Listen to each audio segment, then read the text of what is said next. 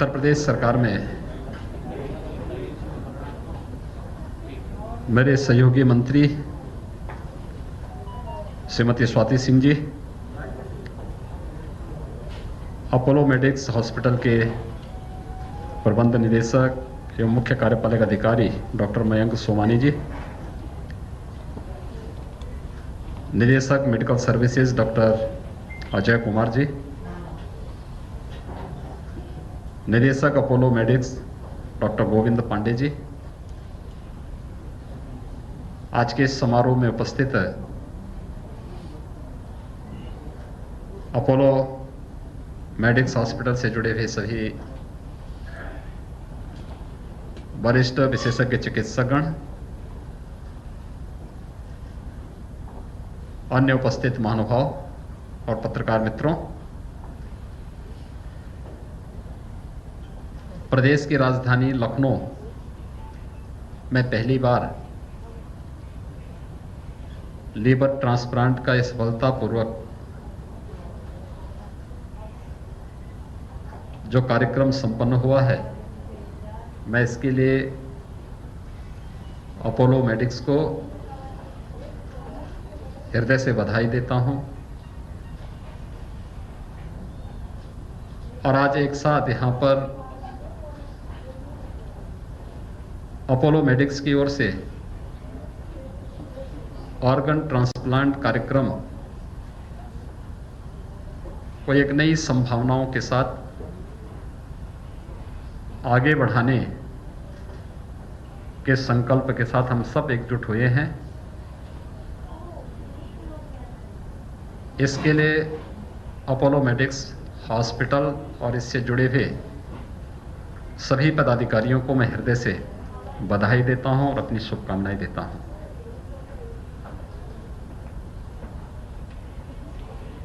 हम सब स्वास्थ्य सेवाओं की अहमियत को जान सकते हैं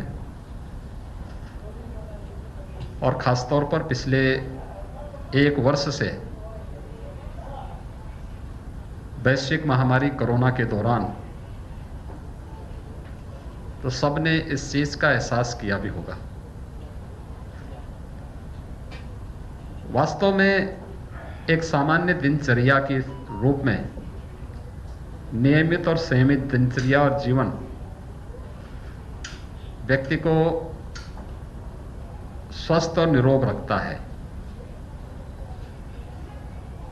आरोग्यता प्राप्त करने का एक सबसे सहज और सरल उपाय है, लेकिन उस सब के बावजूद अगर स्वास्थ्य के प्रति जागरूक होकर के हम उन सभी नियमों का पालन करें जो बचाव के लिए आवश्यक हैं, तो भी हम लोग काफी हद तक निरोग रह सकते हैं, आरोग्यता हमारे पास सुरक्षित रह सकता है। लेकिन उस सब के बावजूद मनुष्य एक जगह में नहीं रहेगा, उसको अपने सार्वजनिक कार्यों के लिए,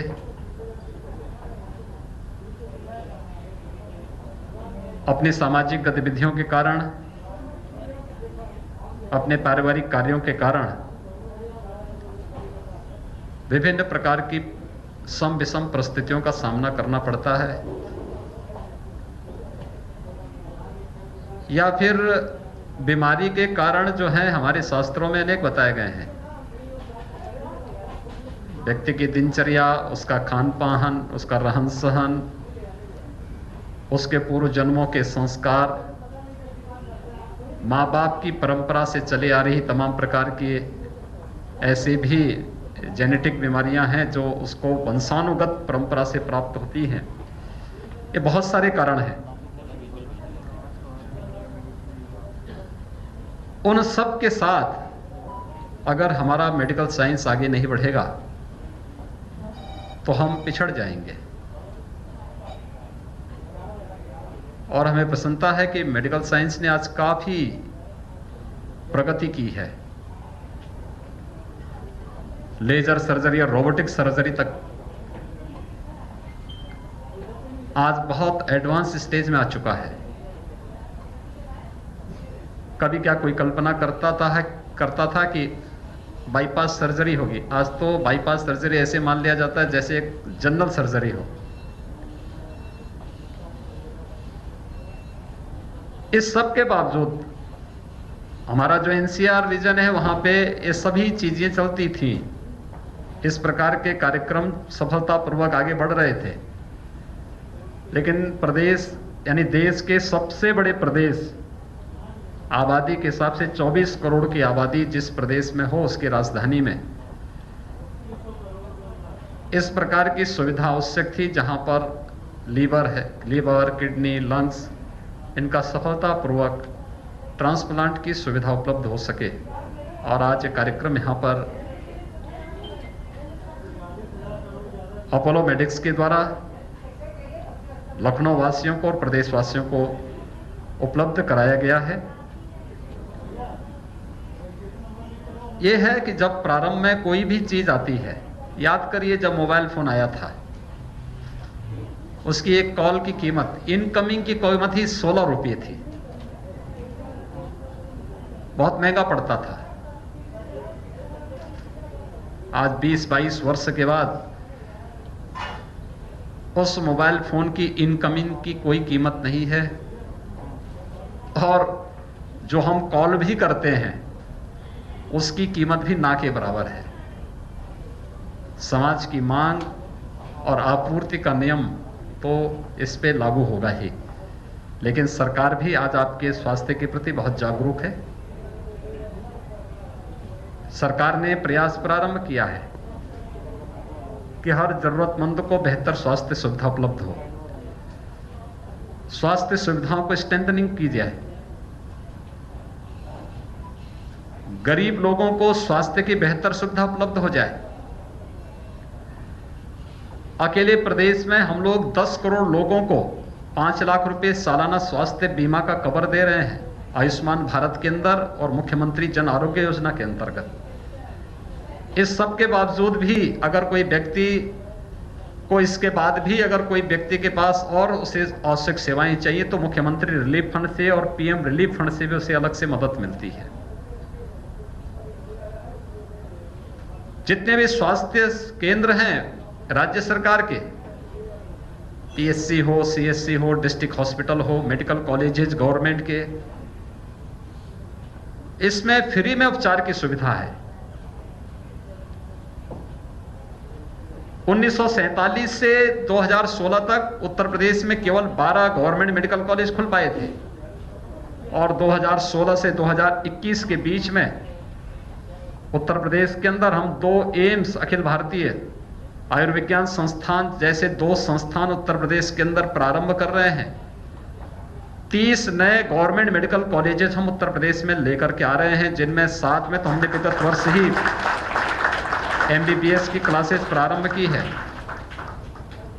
8 में इस वर्ष हम प्रारंभ करने जा रहे हैं। शेष 15 में हमारा प्रयास होगा कि अगले सत्र में हम लोग उसमें भी एमबीबीएस की क्लासेस प्रारंभ कर सकें। स्वास्थ्य क्षेत्र में ये बेहतर करने का हेल्थ इंफ्रास्ट्रक्चर को जितना इंप्रूव कर पाएंगे, कोरोना ने बहुत कुछ हमें सीखने के लिए मजबूर भी किया और जानने के लिए मजबूर भी किया। खासतौर पर एक बचाव ही सर्वोत्तम उपाय है रोग से। रोग से बचने के लिए बचाव उसका सर्वोत्तम उपाय हो सकता है, लेकिन फिर भी अगर रोग आ ही गया तो भागना नहीं है, उसका मुकाबला करना है, सावधानीपूर्वक मुकाबला करना है। और मुकाबला करने के लिए उसका जो प्रोटोकॉल होगा उसका पालन करना है, उसको कड़ाई से उसको लागू करना। जब कोविड का पहला पेशेंट उत्तर प्रदेश में आया था तो हम लोगों को उसके उपचार के लिए उसे दिल्ली भेजना पड़ा था मार्च 2020 में। आज हम लोगों ने प्रदेश के अंदर निजी और सरकारी दोनों क्षेत्रों में मिलाकर के 2 लाख टेस्ट प्रतिदिन हम लोग कोविड की आज के दिन पर प्रदेश के अंदर करने की क्षमता विकसित कर चुके हैं। 0 से 2 लाख टेस्ट प्रतिदिन। हमने लेवल 1, लेवल 2, लेवल 3 के 3 कैटेगरी के बेड्स तैयार किए थे। 1.5 लाख बेड हम लोगों ने प्रदेश के अंदर प्रत्येक जनपद में तैयार किए। जब कोविड के संक्रमण के केसेस प्रदेश के अंदर आने लग गए तो उस समय हमारे 36 जनपद ऐसे थे प्रदेश के जहां पर एक भी वेंटिलेटर नहीं थे, एक भी आईसीयू बेड नहीं था, एक भी वेंटिलेटर नहीं था।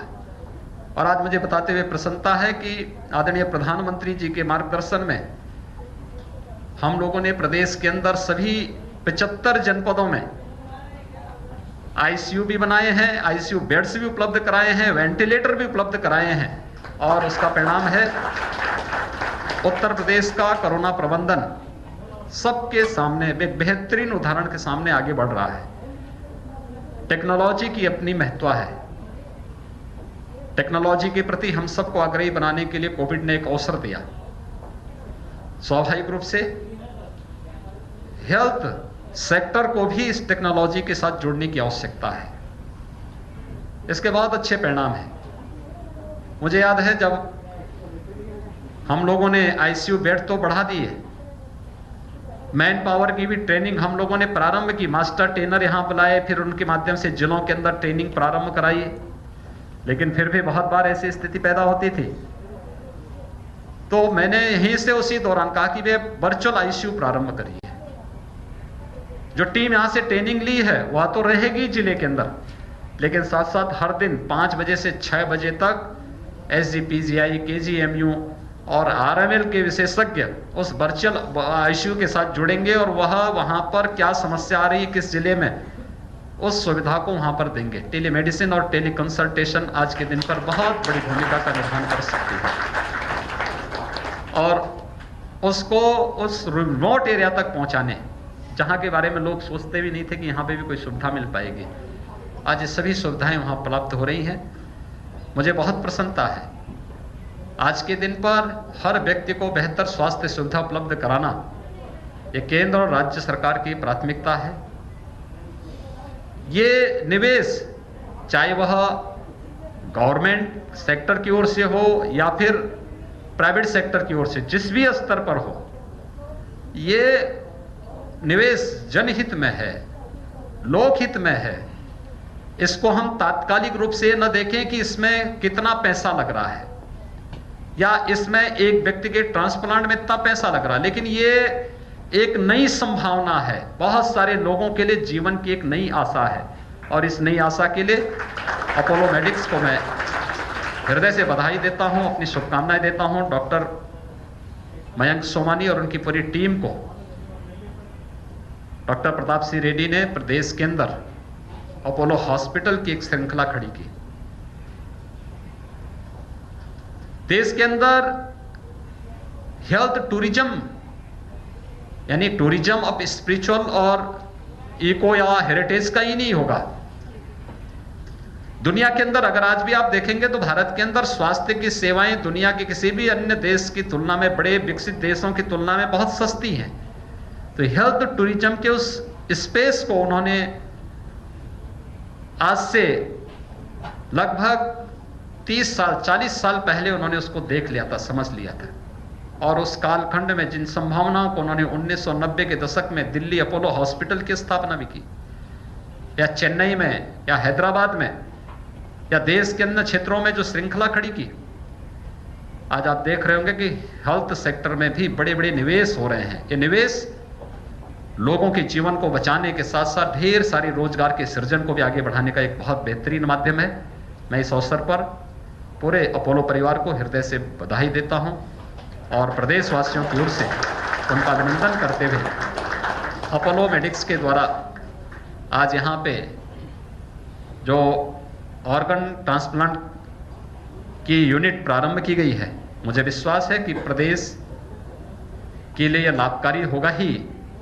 प्रदेश के इस सेक्टर में एक स्वस्थ प्रतिस्पर्धा आगे बढ़ेगी और हम प्रदेशवासियों को बेहतरीन स्वास्थ्य सुविधा और उन जरूरतमंदों को जिनको कोई भी इस प्रकार की आवश्यकता हो, उन्हें इस सुविधा को और सहज सरल तरीके से उपलब्ध कराने में मददगार हो पाएंगे। आप सबके प्रति मेरी शुभकामनाएं। धन्यवाद। जय हिंद।